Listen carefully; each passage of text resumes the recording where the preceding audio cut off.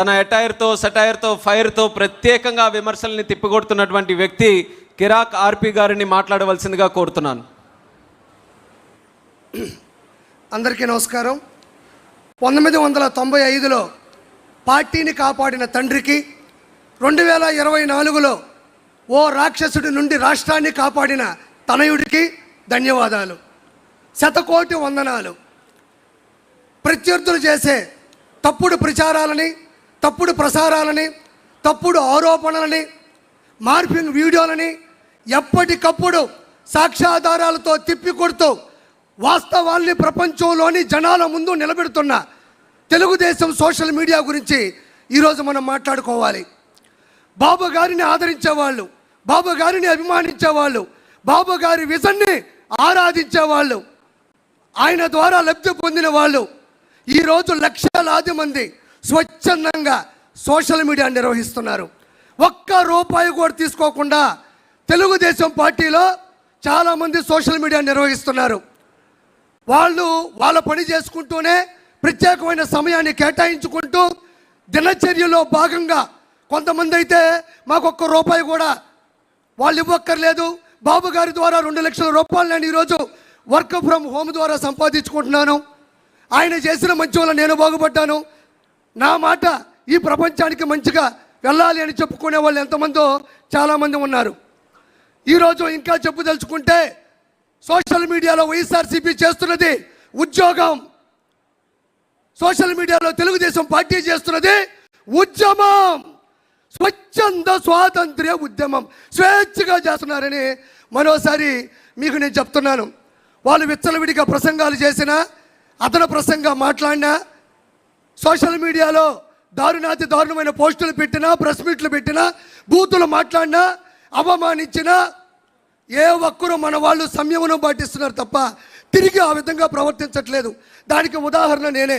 నా భార్య ఓయోలో దొరికింది, ఏరే వాళ్ళతో ఉంది అని దుష్ప్రచారం చేసి ఆర్టికల్లు చిత్రీకరించి పెడితే నాకు కోపం వచ్చి మాట్లాడదాం అనుకున్నా. కానీ మా నాయకుడు వెనక నుంచి అటు కొట్టాడు. అది మనం చేయకూడదు, అది మన విషయం కాదు, మన పసుపు సైన్యంలో అది లేదు అంటే వెనక్కి తగ్గినటువంటి ఆలోచన నాది. ఇది ప్రత్యక్ష ఉదాహరణ. దీనితో పాటు గ్రామ స్థాయి నుండి, మండల స్థాయి నుండి, జిల్లా స్థాయి నుండి, రాష్ట్ర స్థాయి నుండి, ప్రపంచ స్థాయి వరకు కొన్ని కోట్ల మంది లక్షలాది వాట్సాప్ గ్రూపుల ద్వారా, స్టేటస్ల ద్వారా, యూట్యూబ్, ఫేస్బుక్, ఎక్స్, ఇన్స్టాగ్రామ్, సొంతంగా యూట్యూబ్ ఛానల్ ద్వారా సామాన్య ప్రజలకి సమంజసంగా విషయం వెళ్ళేటట్టు ప్రచారం చేస్తున్న ప్రతి ఒక్కరికి ధన్యవాదాలు. ఇక్కడ మనం ప్రముఖంగా చెప్పుకోవాలి. వాళ్ళు ఎలా విష ప్రచారాలు చేశారు అంటే, గూగుల్ డేటా సెంటర్ డేటాకి మైండ్ అప్లై చేస్తే అది గోడౌన్ తాళం వేసుకొని వెళ్ళిపోతారు. డేటాకి మైండ్ అప్లై చేశారు వాళ్ళు, మన వాళ్ళు సోషల్ మీడియా అప్లై చేశారు.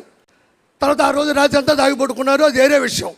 సెంగయ్య గారిని వాళ్ళే చంపి, అతి కిరాతకంగా చంపి, వాడిని చంపింది, ఆ వ్యక్తిని చంపింది మన వాళ్ళని దోస్తే మన వాళ్ళు ఫుల్ వీడియోలో క్వాలిటీలో చూపించారు, వాళ్ళు ఫుల్గా దాగిపడుకున్నారు. దీంతోపాటు కుప్పంలో ప్రపంచంలో పెద్ద పెద్ద ఆర్ట్ డైరెక్టర్లు ఆశ్చర్యపోయే విధంగా టైట్ క్లోజ్ షాట్లో పెట్టి వాటర్ ట్యాంక్తో నీళ్లు తెచ్చి బిందుతో పోస్తే సంకలు గుద్దుకున్నారు, మేము నీళ్ళు ఇచ్చామని. మన వాళ్ళు వైడ్ షాట్ పెట్టారు, వైడ్గా వైరల్ అయింది. తర్వాత వాళ్ళకి వైరల్ ఫీవర్ వచ్చింది. దీంతోపాటు తల్లికి వందనం, స్త్రీ శక్తి, దివ్యాంగ శక్తి, అన్నదాత సుఖీబాబా, మెగా డిఎస్సి 16,743. దీంతోపాటు విజయవాడ వరదలు, మంతా తుఫాను, ఒకటి కాదు నాయన. బాబు గారు అక్కడ ఇచ్చారు అంటే రెడీగా ఉంటారు. జులాయి సినిమాలో బ్రహ్మానందంగా దొరికిపోతూ ఉంటారు. అది వాళ్ళ ప్రత్యేకత. నేను ఇక్కడ ఇంకో గొప్ప విషయం చెప్పాలి. అన్న లోకేష్ అన్న కూడా వచ్చాడు. సార్, చాలామంది ఎన్నిసార్లు ఈ విషయం చెప్పారు నాకు తెలియదు, కానీ అప్పట్లోనే ప్యాన్ ఇండియా సినిమా ఒకే ఒక్కడు. ఆ ఒకే ఒక్కడు సినిమా తీసింది ఇన్స్పిరేషన్ నారా చంద్రబాబు నాయుడు గారు. ఎంతమంది చెప్పారో నాకు తెలియదు. ఇది శంకర్ గారు, ప్రొడ్యూసర్ గారు, అప్పుడు డిస్ట్రిబ్యూటర్లు, ఎగ్జిబ్యూటర్లు చెప్పినటువంటి సత్యం. ఆ సినిమా ఒకే ఒక్కడు. ఒక్కరోజు సీఎం అయితే ఆ సీఎం ఏం చేస్తాడు అనేది ఆ సినిమా తీశారు. Super duper bit. తమిళ వాళ్ళు చిత్రీకరించిన సినిమా ఇన్స్పైర్డ్ బై సార్.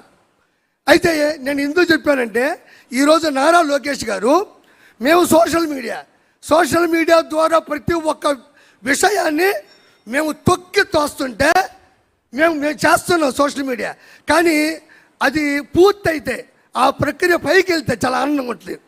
ఈరోజు పునర్విక కావచ్చు, అదే స్కూల్లో అన్నం బాగా లేకపోతే కావచ్చు, లేదంటే ఇతర దేశాల్లో బానిసత్వంలో నలిగిపోతున్న విషయాన్ని కావచ్చు, మేము అలా తోస్తే రెడీగా ఉంటారు నారా లోకేష్ గారు.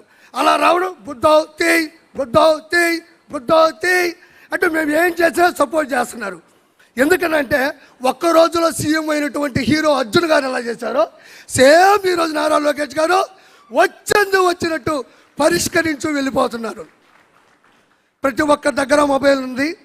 బాబు గారు చేస్తున్న ప్రతి మంచిని బయటికి తీసుకెళ్ళి పూర్తి సమర్థవంతంగా 2029లో బాబు గారిని మళ్ళీ గెలిపించుకోవాలని మనస్ఫూర్తిగా కోరుకుంటూ థ్యాంక్ యూ సో మచ్. కిరాక్ ఆర్పి గారికి ప్రత్యేక ధన్యవాదాలు. ఆయన ద్వారా మాట్లాడినటువంటి మాటల్లో సోషల్ మీడియా తాలూకా బాధ్యత మన కార్యకర్తల మీద, స్వచ్ఛందంగా పనిచేస్తున్నటువంటి వ్యక్తుల మీద ఏ రకంగా ఉంటుందనేది చాలా స్పష్టంగా తెలియజేయడం జరిగింది. క్షేత్రస్థాయిలో మన కార్యకర్తలు పనిచేసినప్పుడు శారీరకంగా ఎంత ఒత్తిడి ఫీల్ అవుతారో, మరి సోషల్ మీడియాలో పనిచేస్తున్నటువంటి కార్యకర్తలు కూడా మానసికంగా అంత ఒత్తిడికి గురవుతారనేది కూడా మనం గుర్తించాలి. అందుకని ఈ మహానాడు వేదిక ద్వారా సోషల్ మీడియాలో పనిచేసినటువంటి ప్రతి ఒక్క కార్యకర్తకు కూడా హృదయపూర్వకమైనటువంటి ధన్యవాదాలు తెలియజేయవలసిందిగా, నాతో పాటు ఎక్కడెక్కడైతే సభలో పాల్గొన్నటువంటి ప్రతి ఒక్కరు కూడా సోషల్ మీడియా టీమ్స్కి మాత్రం ప్రత్యేకంగా గుర్తిస్తూ వాళ్ళందరికీ కూడా అభినందించాలని ఈ సభాముఖంగా తెలియజేసుకుంటున్నాను. వాళ్ళ మెసేజ్ ఎంత బలంగా వెళ్తుందో, ఎంత స్పీడ్గా వెళ్తుందో దాన్ని మనం అందరం కూడా ఎల్లప్పుడూ గుర్తుపెట్టుకొని వాళ్ళు ప్రోత్సహిస్తూ ఉండాలి. అదే రకంగా ఈ యొక్క స్పీచ్తో మన యువగలం తీర్మానాన్ని కూడా మన మహానాడు వేదిక ద్వారా ఆమోదం తెలియజేసుకుంటున్నాం.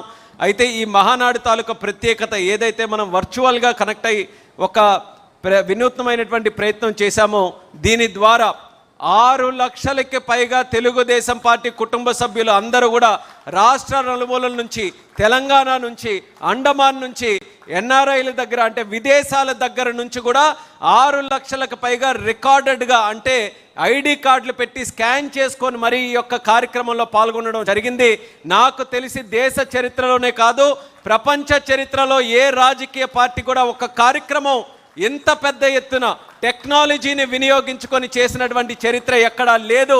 ఆ చరిత్ర రికార్డు కూడా మళ్ళీ మన అధినేత నారా చంద్రబాబు నాయుడు గారికే దక్కిందని గర్వంగా ఈ సభాముఖంగా తెలియజేసుకుంటూ, టెక్నాలజీని ఏ రకంగా వినియోగించుకోవాలి, అది సమాజంలోనైనా, అది వ్యవస్థల్లోనైనా, పార్టీలోనైనా, కామన్ మ్యాన్కి వినియోగించుకునే కార్యక్రమంలోనైనా అది దేశానికి ఆదర్శంగా ఈరోజు చంద్రబాబు నాయుడు గారు ముందుండి నడిపిస్తున్నారు. ఆయనకు కూడా ధన్యవాదాలు తెలియజేసుకుంటూ, తరువాత ప్రవేశపెట్టబోయే ఆఖరి తీర్మానం పేదల సేవలో ఈ యొక్క తీర్మానాన్ని నడిపించవలసిందిగా మరి శాసనసభ్యురాలు సోదరిమణి గల్లా మాధవి గారిని వేదిక మీదకు ఆహ్వానిస్తున్నాను.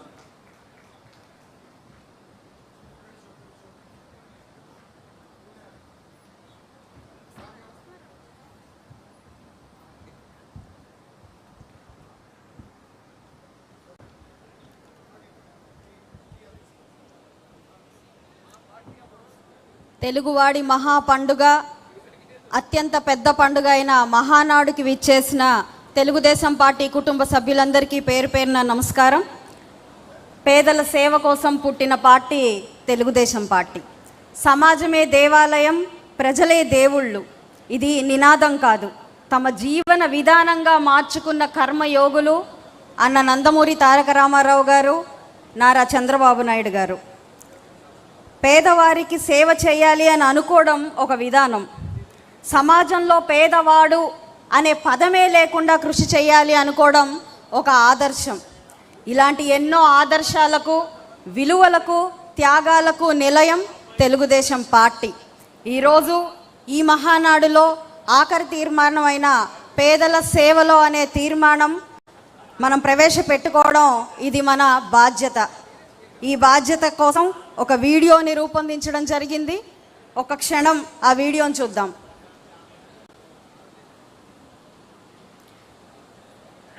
పేదల సేవలో వీడియో ప్లీజ్. టీడీపీ వ్యవస్థాపకుడు ఎన్టీఆర్ ఆశయాలను బతికించేందుకు నారా చంద్రబాబు నాయుడు గారు స్థాపించిన ఎన్టీఆర్ మెమోరియల్ ట్రస్ట్ పేదల కోసం, ముఖ్యంగా పార్టీ కార్యకర్తల కుటుంబాల కోసం అనేక కార్యక్రమాలను నిర్వహిస్తోంది. ఆరోగ్య సంరక్షణ, విద్య, సాధికారత, జీవనోపాధి రంగాలలో సేవలందించడంతో పాటు ప్రకృతి విపత్తులలో సైతం ప్రజల